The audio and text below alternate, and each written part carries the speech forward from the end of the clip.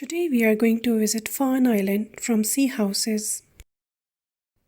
The Farn Islands are a group of islands off the coast of Northumberland, England. The group has between 15 and 20 islands depending on the level of the tide. The islands are first recorded in 651 when they became home to St. Aidan. To visit Farn Islands, you can take boat from sea houses. The Farn Islands are an internationally important wildlife habitat. The Farn Islands lie between 2 and 3 miles off the Northumberland coast between sea houses and Bamborough, as well as being the most famous seabird sanctuary in the British Isles. They also have a large colony of Atlantic or grey seals. Birds that use these islands for nestling include puffins and several breeds of terns. A total of 290 bird species have been recorded on the Farns. These islands are owned and protected by the National Trust and are roughly divided into two groups, the Inner Farns and the Outer Farns. The Inner Farn has a religious history. From the year 678 AD, it was the home of St. Cuthbert. There is still a church that was constructed in his memory.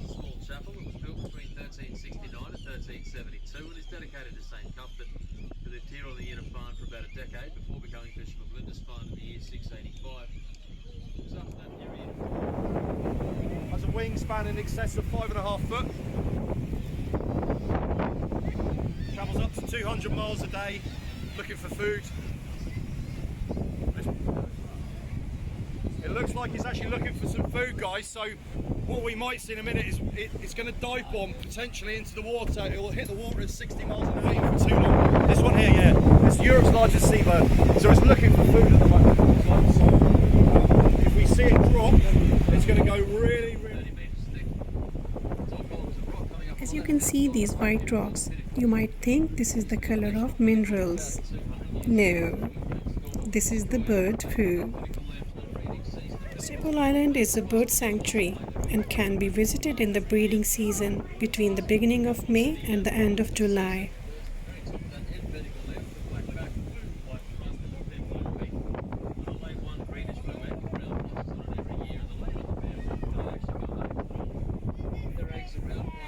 Birds you can see on the cliff faces here are called kittiwakes. They're right through the old family, yet they don't have a very distinctive call they make. They usually have to rebuild their nests on these cliff faces from scratch every single year. That's just due to the harsh weather. They try and rebuild it the same spots position for those nesting spots. The higher up the kittiwakes can build their nests, the safer their eggs.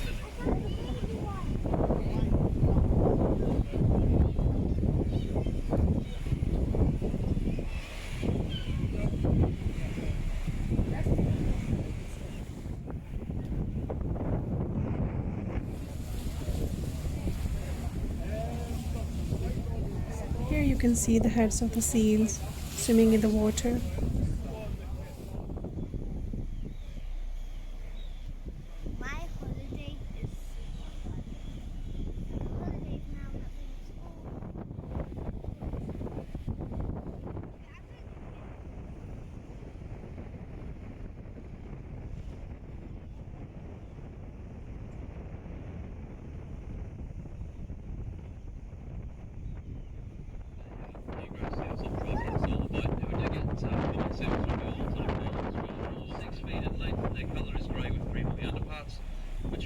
Farn has the second largest Atlantic grey seal colony in the UK, and there are around 1,000 seal pups born in the late autumn each year.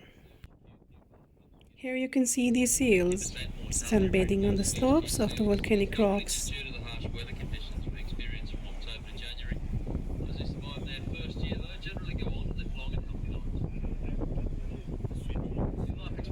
For the grey seals here is about 35 years for the females.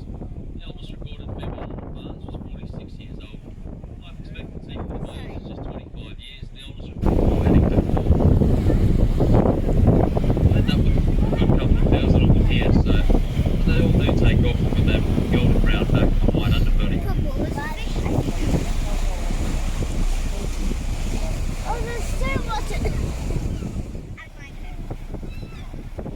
Longstone Island is most famous for its lighthouse and for the legendary tale of Grace Darling.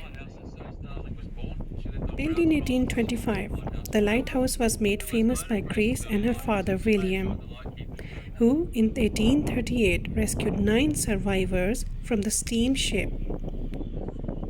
There is now a museum dedicated to the story of Grace Darling in the nearby village of Bamborough. You can see here some people wearing white protective clothes. These are scientists who are researching on bird flu.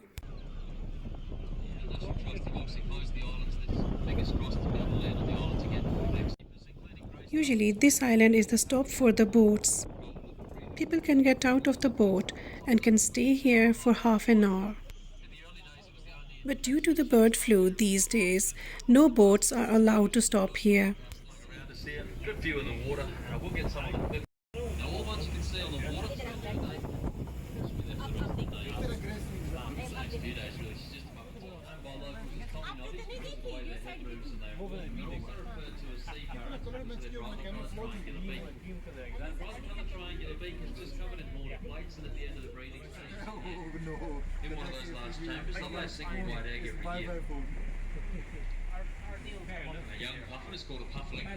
Unfortunately, the opportunity to see. Oh, these are cute, aren't these? One of the mates within these groups, that when they're about 5 years old, they'll find their partner. They stay in those groups for the entirety of their lives as a means of safety in numbers. Now they're gathering back in those groups again. It's within those groups that they'll head back out to sea. So actually seeing them in those groups again on the water is it's a strong indication they are ready to head back out. Take their way back up along this island a little bit further. Hopefully they will take off towards the front of the boat there. So hopefully they'll get another couple of shots of them flying by. Throughout spring and through the early part of summer, the inner Farn is home to thousands of nesting seabirds.